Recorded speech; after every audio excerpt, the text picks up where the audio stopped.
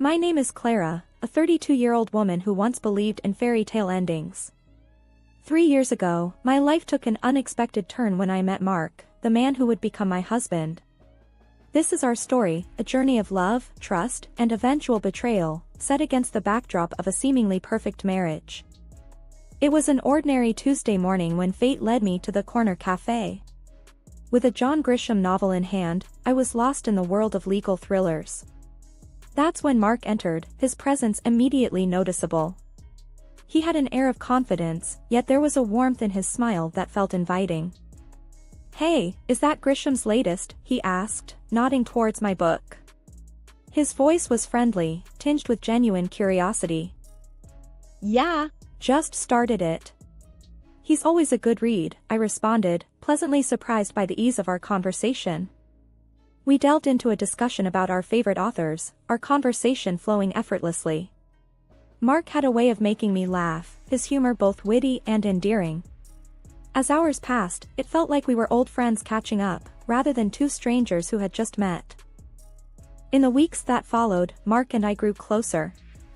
Our shared interests in music, particularly old jazz, and a mutual love for exploring hidden bookstores around the city, cemented our bond. He was charming, respectful, and attentive. I found myself eagerly anticipating our dates, each encounter leaving me more enchanted. One evening, as we walked along the river, Mark's tone turned serious.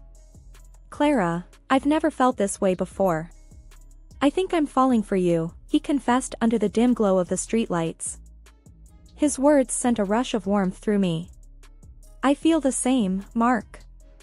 You're unlike anyone I've ever met," I admitted, my heart racing with excitement and a hint of fear. 6 months flew by, and our relationship only grew stronger. It was during a cozy dinner at my apartment when Mark proposed. The moment was simple, yet profoundly sincere. There was no hesitation in my yes. I loved him, and I believed in our future together.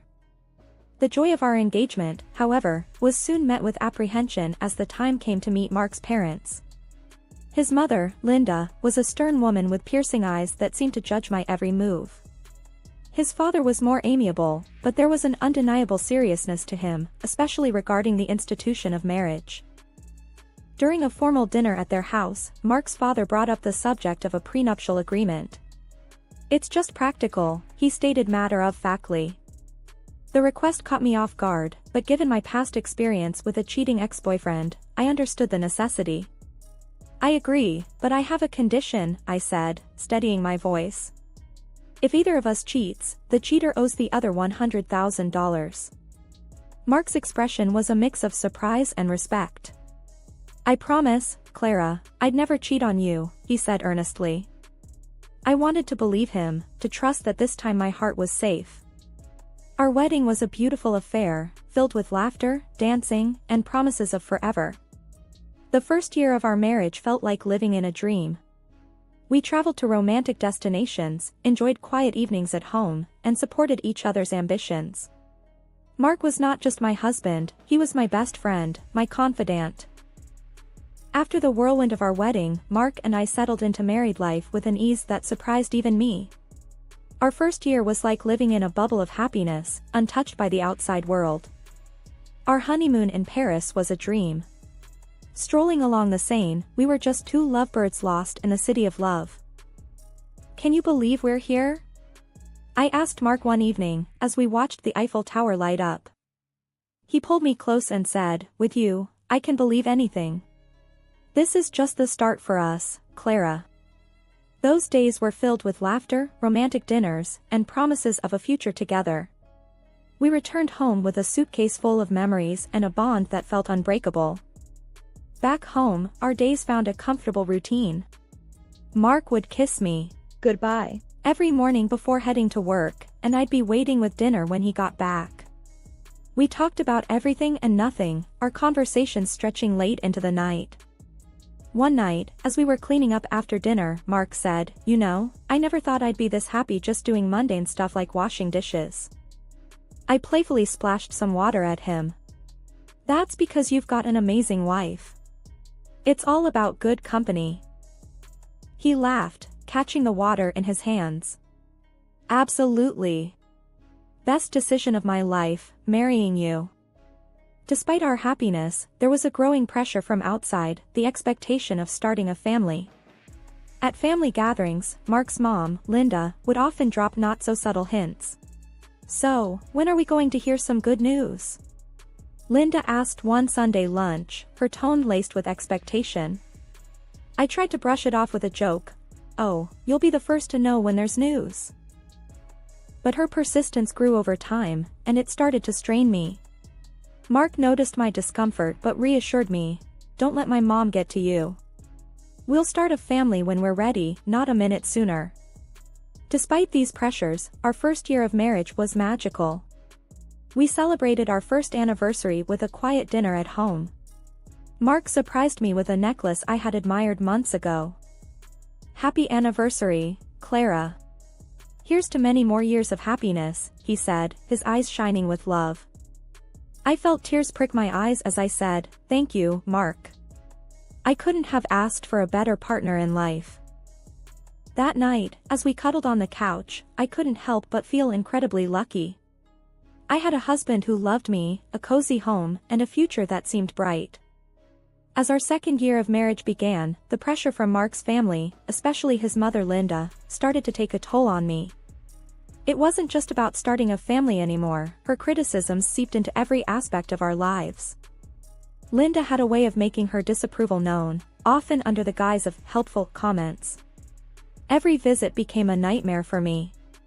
One afternoon, as I was setting the table for lunch, she walked into the kitchen and eyed the spread with a disapproving frown. "Is this what you're serving? A bit simple, don't you think?" Linda remarked, her tone dripping with disdain. I clenched my jaw, trying to maintain my composure. "I thought we'd enjoy something light today." She just sniffed, muttering under her breath about proper meals and good housekeeping. Her comments weren't just confined to my cooking. She found fault in everything I did, from the way I decorated the house to how I spent my free time. Nothing was off limits. One evening, while Mark and I were relaxing in the living room, Linda decided to give her unsolicited opinion.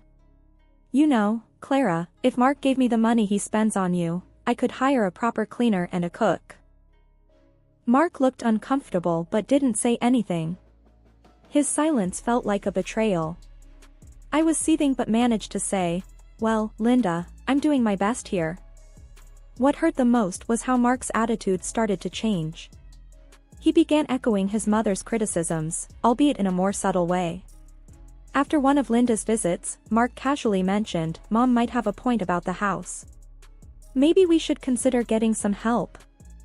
I felt a pang of hurt and frustration. "So, you think I can't handle it either?" "No, that's not what I meant," he backpedaled, but the damage was done. The constant criticisms and Mark's growing detachment were straining our marriage. We started having arguments over trivial things, our once easy conversations turning into tense exchanges. After a particularly heated argument, I found myself wondering aloud, "What happened to us, Mark? We used to be on the same team." He ran a hand through his hair, looking frustrated. "I don't know, Clara. It's just, everything feels so complicated now." I went to bed that night feeling lonely and misunderstood. Linda's insidious comments had not only invaded my home but were also creeping into my marriage, leaving me to wonder if the love Mark and I shared was strong enough to withstand this constant barrage of negativity. As the third year of our marriage rolled in, a sense of unease began to settle in my heart. The once bright flame of our love seemed to flicker under the shadow of doubt and mistrust. It started with a phone call, or rather, several of them. A name kept popping up on Mark's phone, Jake. I couldn't help but notice how Mark's demeanor changed whenever that name flashed on the screen. One evening, while we were watching TV, his phone rang again. "Jake," the screen flashed. Mark quickly silenced it and put the phone away, but not before I saw the nervous glance he threw my way. "Who's Jake?" I asked, trying to sound casual, but my heart was pounding. "Oh, just a new guy at work. No one important," Mark replied, but his voice was too nonchalant, his answer too rehearsed. Mark's behavior began to change. He started coming home late from work, his excuses flimsy and inconsistent. His wardrobe underwent a transformation too, from casual to sharply tailored suits. Working late again? I questioned one night as he prepared to leave, noticing his dressed-up appearance. Yeah.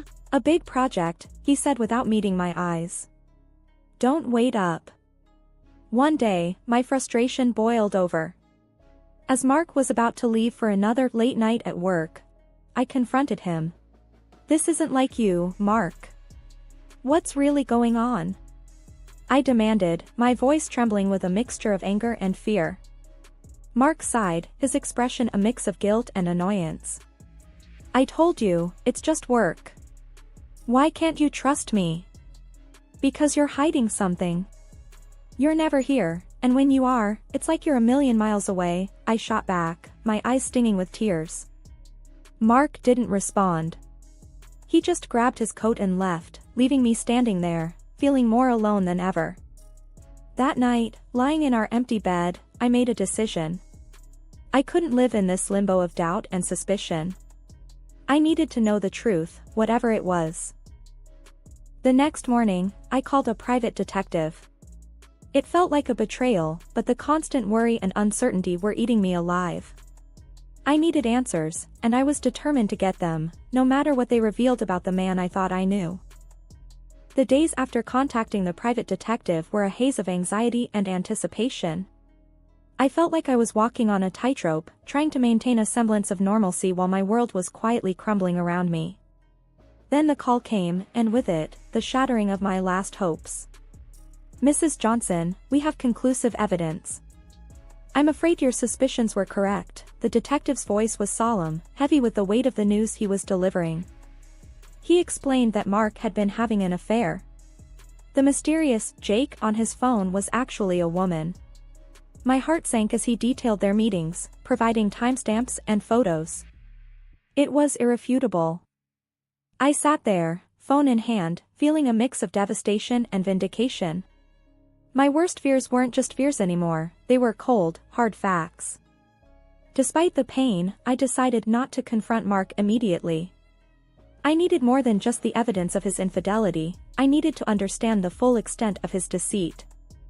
One evening, as I was passing by his home office, I overheard a conversation that chilled me to the bone. Mark was talking to his mother, Linda. Mom, I'm planning to end it with Clara after your birthday. Mark's voice was cold, devoid of any affection he once had for me. Oh, that's wise, dear. Make sure she gets me a nice 65th birthday present before you drop the bomb, Linda replied, her voice laced with a callousness that took my breath away. I leaned against the wall, feeling nauseous. Not only was my husband unfaithful, but he and his mother were plotting against me, waiting to use me for one last expensive gift before discarding me. Fueled by a mixture of anger and resolve, I decided to play along. I continued as if nothing was wrong while secretly gathering more evidence of Mark's infidelity. The detective provided me with everything, photos, videos, and even audio recordings. I was building my case, preparing for the moment I would strike back. As I lay in bed each night, next to the man who had betrayed me, a plan began to form in my mind. I would wait until after Linda's birthday. I would give them the illusion of victory, let them think they had outsmarted me. But when they least expected it, I would reveal everything and turn the tables. As Linda's 65th birthday approached, I put on a mask of ignorance, acting as though everything was normal. Inside, I was a cauldron of emotions, anger, betrayal, and a fierce determination to see my plan through. A few days before the birthday, Linda casually mentioned her upcoming celebration during a family dinner. So, Clara, I'm expecting a grand 65th birthday. You must have planned something special for me, she said with a sly smile, clearly anticipating a lavish gift. Keeping my emotions in check, I replied with feigned enthusiasm, of course, Linda. I've arranged a dinner at the city's most luxurious restaurant. It'll be a night to remember. Her eyes lit up with glee, not realizing the trap I was setting. Oh, how wonderful. I can't wait. Just a small family gathering, right? Yes, very intimate and exclusive, just for close family, I confirmed, my words laced with hidden irony. Later that night, Mark approached me, a hint of suspicion in his voice. That's quite a generous plan for Mom's birthday. Are you sure about this? I looked at him, maintaining my composure. Absolutely. It's a significant birthday, and I want to do something special for her. Mark seemed appeased, but I could tell he was puzzled by my willingness to indulge his mother. As the day of the dinner drew near, I took care of the final arrangements. I confirmed the booking in Linda's name, rechecked the guest list, and made sure everything was set for the grand evening.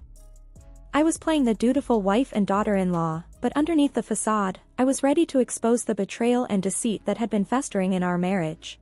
The night before the dinner, as I lay in bed, I couldn't help but feel a twisted sense of satisfaction. I was hours away from turning the tables on Mark and Linda. They thought they were using me for one last benefit before discarding me.